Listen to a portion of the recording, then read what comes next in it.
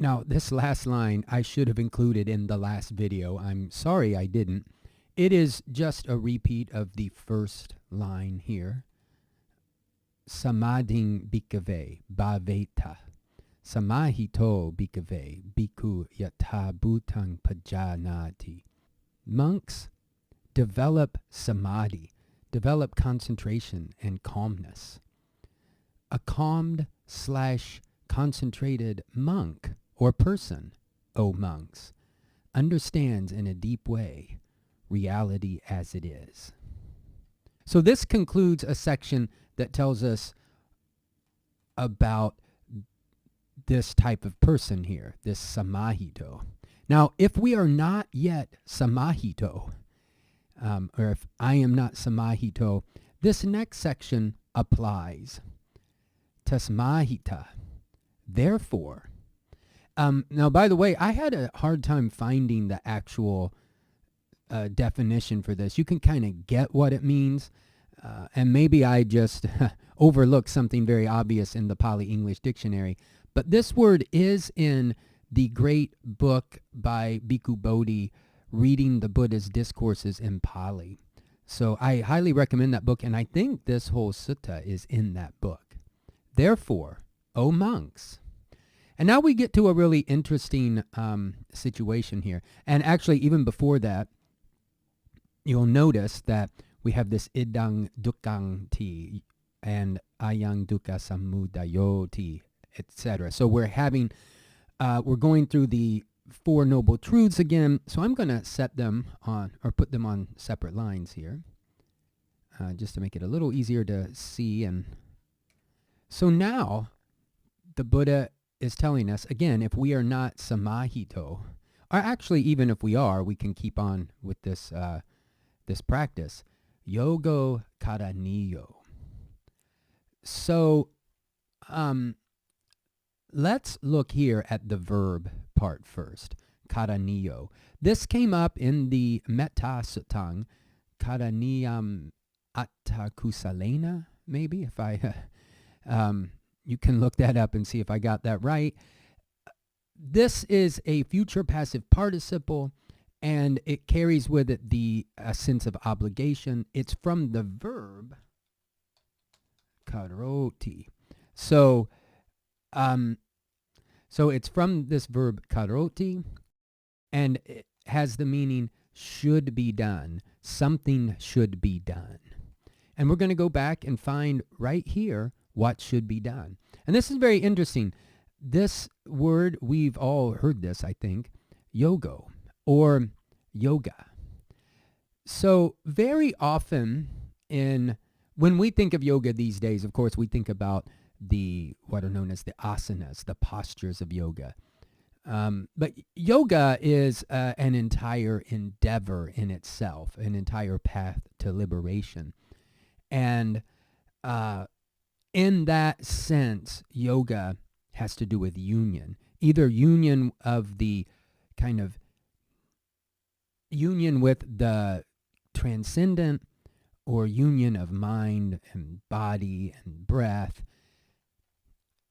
That is one way to understand this word yoga. And you could you could apply that understanding here, and we're going to come back to that. But I would suggest first we take more of the literal meaning of yoga, which does have to do with union. It has to do with the word yoke. So yoga is a yoking of animals together to get work. And so yoga can mean work or effort. And if you practice the asanas, you'll know that yoga involves a good deal of effort and work. I had someone once tell me, if yoga is easy for you, you're not doing it right. And I do think that there's a good amount of challenge involved in the practice of asanas. So, but getting back to the basic meaning here, effort, and then what about effort? Should be done, or effort should be exerted, maybe. To make this a little more colloquial in English, I think we would say something like one should make an effort. So we don't tend to put as many things in the passive voice as they do, say, in Pali. So one should make an effort. And then what should one make an effort about or concerning? Idaṃ dukkha'nti. Remember, this T is just setting off this concept or direct speech. So this is suffering. One should make an effort.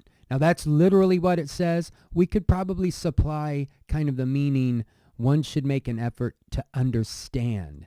Idaṃ dukkha'nti. You might even abbreviate this and say one should make an effort to understand the First Noble Truth. And again, this goes back to if we aren't in a situation where we feel we are Samādhiṃ, and if we do not understand in a deep way reality as it is, the Buddha is urging us to make an effort to understand idaṃ dukkhāṃ, or the First Noble Truth. And then that is repeated for the other three truths. So I really won't go through them. I think that it's you'll find it a pretty easy thing to do, dear listener. And in short, we might just say that one should make an effort to understand these four noble truths. Elsewhere, the Buddha will tell us that as many Brahmins and ascetics, people who set out on the spiritual path, as many of them who achieved liberation, they did so because they understood this, that they actually understood these noble truths. And again, I leave that for you to kind of contemplate, dear listener. Now, I left a note to myself down here. I've been thinking that when we talk about dukkha, and, you know, we'll take a word like suffering or unsatisfactoriness or bummerness or ill-at-easiness, it might be easier to just try to use this word. Let's try to normalize the word dukkha. Just like karma and dharma have been they've entered the English vocabulary. To a certain extent, sangha has. So I'm just wondering, and I would like your opinion on that. Do you think it would be better to kind of use this word dukkha and then explain it, rather than taking a word like suffering and then explaining it?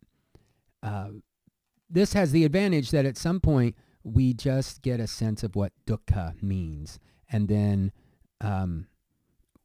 we can explain it to others, but we understand what dukkha is standing for.